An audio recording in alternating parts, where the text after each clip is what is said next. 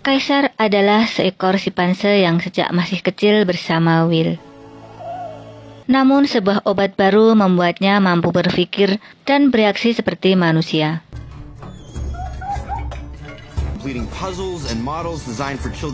Dan ketika mendapat perlakuan buruk, ia pun mulai memberontak.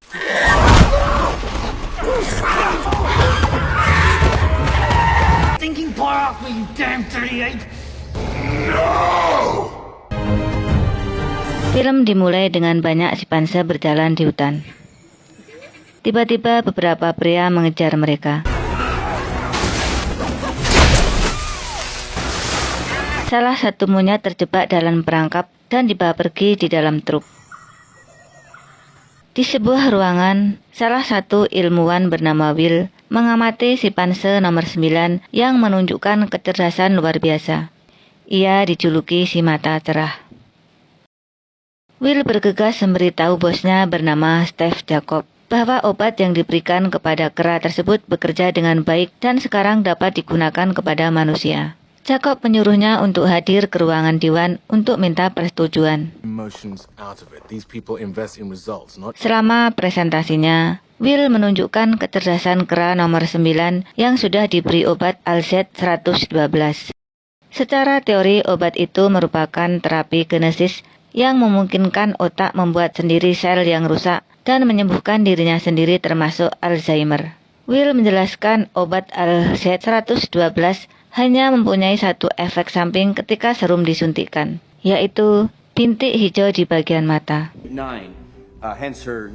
Sebagai informasi, Alzheimer adalah gangguan otak yang menyebabkan penurunan daya ingat, menurunnya kemampuan berpikir dan berbicara, serta perubahan perilaku. Alzheimer bisa memburuk seiring waktu sehingga membuat penderitanya tidak mampu lagi melakukan pekerjaan sehari-hari.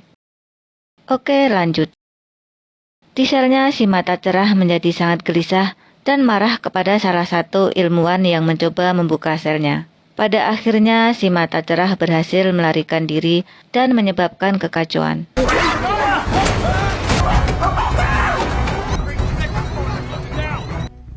Human trials.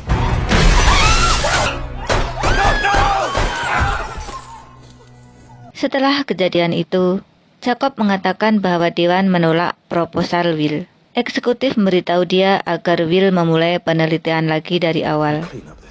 Jacob juga menyuruh Franklin, pengurus kera, agar menyingkirkan seluruh kera yang ada di sana. Franklin menemukan bayi simpanse nomor 9 dan menyerahkan kepada Will. Will mengerti. Mata cerah tidak agresif, dia hanya bersikap protektif untuk melindungi bayinya. Franklin meminta Will untuk membawa bayi kera itu untuk sementara waktu sampai dia menemukan tempat untuk berlindungnya. Tiba di rumah, Will menemui Charles ayahnya. Meskipun berprestasi bermain piano, tetapi Charles sudah mulai lupa memainkannya karena mengidap penyakit Alzheimer. Will menunjukkan bayi kera itu kepada ayahnya dan dia menjadi bersemangat. Meskipun baru berumur 1 hari, bayi kera bisa mengambil dan minum susu sendiri mewarisi kecerdasan ibunya. Will memberinya nama Kaisar. Hingga sampai umur 3 tahun, Will memutuskan untuk tetap merawatnya. Sekarang, Kaisar sudah mengerti bahasa isyarat dengan baik. Bisa merakit teka-teki untuk anak berusia 8 tahun, bahkan bisa bermain catur. Kemampuan yang melebihi manusia inilah yang akan dilaporkan Will kepada atasannya. Sampai suatu hari, Alzheimer ayahnya semakin parah, sehingga perawatnya tidak betah lagi bekerja di situ.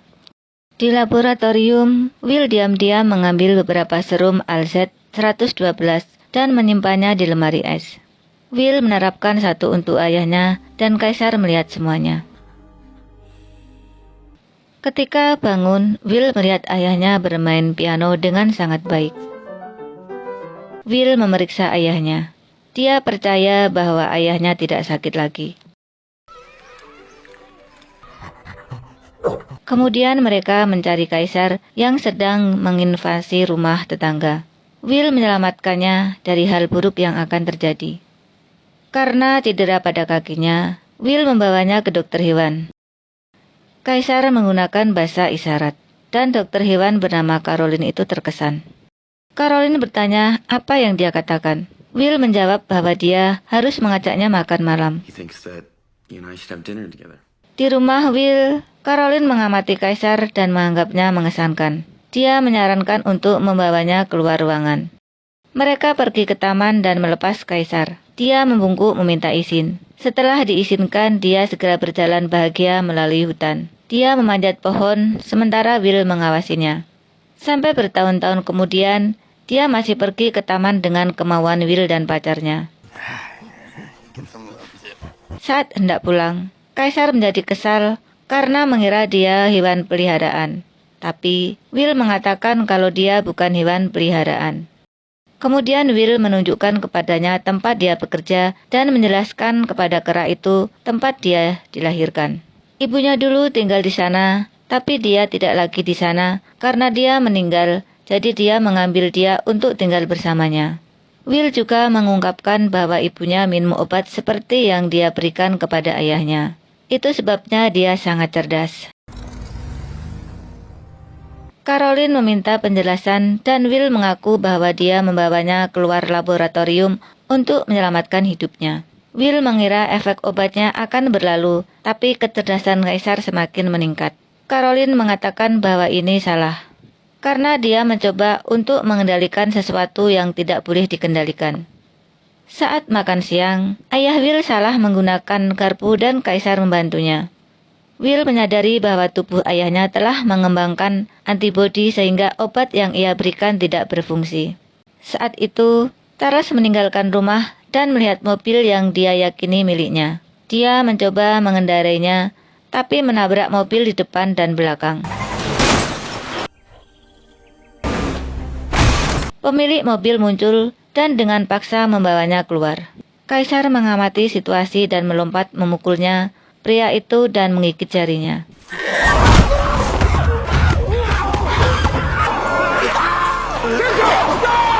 Orang yang menonton menjadi ketakutan. Sebagai hasilnya, Kaisar harus dihukum dan dibawa ke rumah kera. Dia menjadi takut, tapi Will dan Caroline menenangkannya. Kaisar dibawa ke sebuah ruangan. John yang merupakan pemilik tempat itu mengatakan, Kaisar akan beradaptasi dengan cepat.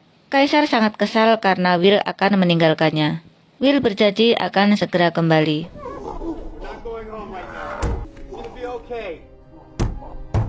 Setelah mereka pergi, anak John bernama Dotke mengunci Kaisar di sel kecil dengan beberapa kera lain. Seorang wanita memberitahu Will bahwa butuh 3 bulan baginya untuk bisa mengambil Kaisar kembali. Dia harus mengajukan banding ke pengadilan, tapi dia menolak dan menyuruh untuk mengaturnya. Karena kesehatan ayahnya semakin memburuk, Will kembali menemui bosnya. Dia mengatakan bahwa dia merawat ayahnya dengan obat. Dia membaik, bahkan kecerdasannya meningkat, tapi tubuhnya mengembangkan antibodi sehingga bisa melawan obat tersebut. Dan Will telah mengembangkan ke versi yang lebih baik, yaitu Alzheimer 1013. Jacob menjadi bersemangat dan menyuruh untuk mengujinya. Ada 10 kera untuk bahan uji coba. Salah satunya bernama Koba. Ilmuwan menyiapkan hewan dan memberikan obat melalui nafas, tetapi Koba agresif, sehingga selang obatnya copot. Franklin yang maskernya copot menghirup sedikit obat itu. Keesokan paginya, Jacob melihat perkembangan Koba. Kera itu bisa menulis nama dia. Will dan Franklin menganalisanya, dan Franklin bersin terlihat ada darah. Di penjara kera, Doggy memberi makan ke semua kera. Kaisar tidak suka dan melemparkan ke wajahnya. Pria itu marah dan menyemprotkan air padanya. Kaisar merasa rindu rumahnya. Dia menggambar jendela rumahnya di dinding selnya. Setelah beberapa jam, semua kera dibebaskan untuk bermain. Pemimpin kera menyerang Kaisar.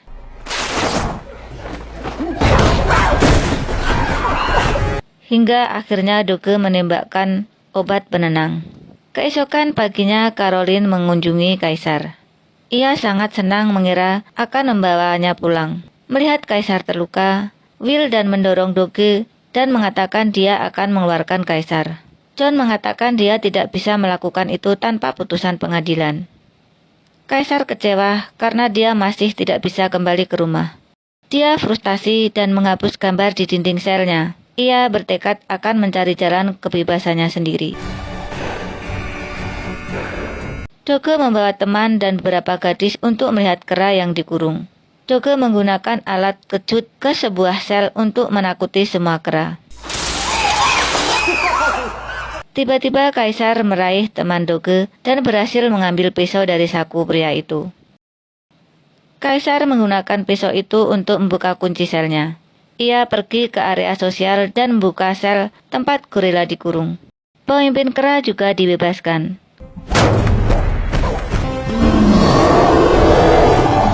Kaisar memukulnya dengan kaleng, tapi agresif lebih lanjut disaksikan oleh semua kera yang menyebabkan pemimpin kera itu tunduk padanya. Di tempat lain, Will ingin menggunakan obat baru pada ayahnya, tapi Charles meminta dia untuk tidak melakukannya. Will menyadari bahwa ayahnya telah meninggal, jadi dia mengepak barang-barang ayahnya. Will datang ke laboratorium dan melihat Koba akan diuji lagi. Dia melarangnya dan bertanya tentang Franklin. Ilmuwan itu menjawab Franklin sakit. Di tempat lain, Franklin ditemukan mati di tempat tidurnya. Sementara Will memberi uang suap kepada John untuk membebaskan Kaisar. John membuka selnya tapi Kaisar enggan dan tidak mau keluar. Ia menutup selnya. Will bingung dan akhirnya ia meninggalkan Kaisar. Terlihat seorang pengasuh kera menutup pintu dengan sandi. Kaisar mengamati sandinya. Pada malam harinya, Kaisar membuka pintu menggunakan sandi dan keluar melalui atap. Kaisar pergi ke rumah Will. Kaisar mengambil obat baru dari kulkas, sementara dia dan Caroline sedang tidur. Dia kembali ke kandang dan merilis ke dalam sel agar semua kera menghirupnya. Di pagi harinya, masing-masing kera melewati Kaisar dengan mata hijau dan John melihat semua monyet sedang melakukan rapat. Saat itu, Doge melihat Kaisar sendirian di area bermain. Dia mendekatinya dengan alat kejut. Doge mencoba mengejutkannya, tetapi Kaisar bereaksi.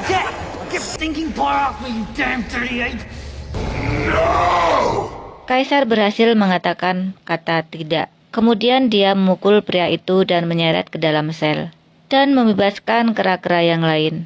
Karyawan yang muncul ditangkap dan menguncinya di sel. Doge keluar dari sel dan meraih perangkat kejut, tetapi Kaisar menyemprotkan air. Doge kesetrum. Semua kera melarikan diri melalui atap dan berkeliaran di kota. Will merasakan sesuatu yang aneh. Ia mencoba menelpon pusat hewan tetapi tidak ada jawaban. Dia dan Caroline pergi ke Animal Center. Ia menemukan tubuh Doge dan botol Alzette 1013 yang telah kosong. Karyawan di sel mengatakan Kaisar bisa berbicara. Kemudian polisi melihat rekaman CCTV yang menunjukkan Doge dan Kaisar. Polisi meminta bala bantuan. Sementara Will mengejar kera-kera itu. Para kera menyerbu laboratorium, menghancurkan segala sesuatu dan Koba dibebaskan. Jacob memasuki laboratorium dan menemukan kera-kera mengawasinya.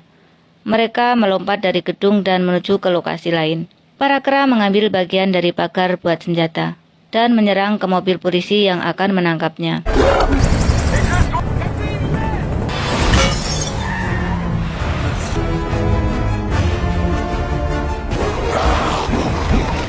Para kera tiba di sebuah jembatan. Polisi mempersenjatai diri dan memblokir ujung jembatan. Petugas di helikopter memberi wewenang untuk menembaknya. Kaisar yang mengerti strategi polisi memerintahkan untuk berhenti dan memberi perintah untuk mendaki dan juga lewat di bawah.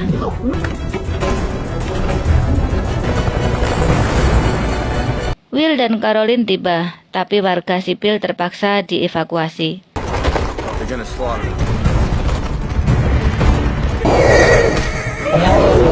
Kaisar memerintahkan agar terus maju. Para kera mendorong bus sebagai tameng dan polisi menembakinya. Ketika mereka melihat Kaisar muncul menunggang kuda, Pertempuran berlangsung sengit.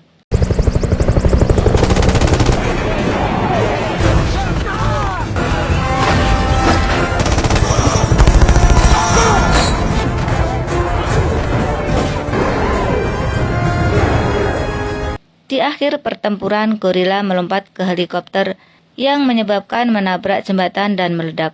Setelah tindakan heroik itu, Kaisar merangkul temannya yang meninggal. Jacob meminta bantuan tetapi Kaisar mengabaikannya. Koba datang dengan tatapan kebencian. Dia mendorong Jacob yang membuatnya jatuh ke air. Setelah menyingkirkan musuh, mereka terus maju. Will menggunakan mobil polisi untuk mengejar Kaisar. Pada saat itu, Koba menjatuhkannya, tapi Kaisar tiba dan menyuruhnya pergi. Will meminta maaf kepada Kaisar dan memintanya untuk kembali ke rumah. Tetapi, Kaisar mengatakan bahwa dia sudah ada rumah. Will memahami situasinya. Kaisar dan kera lainnya memanjat pohon sampai mereka mencapai puncak.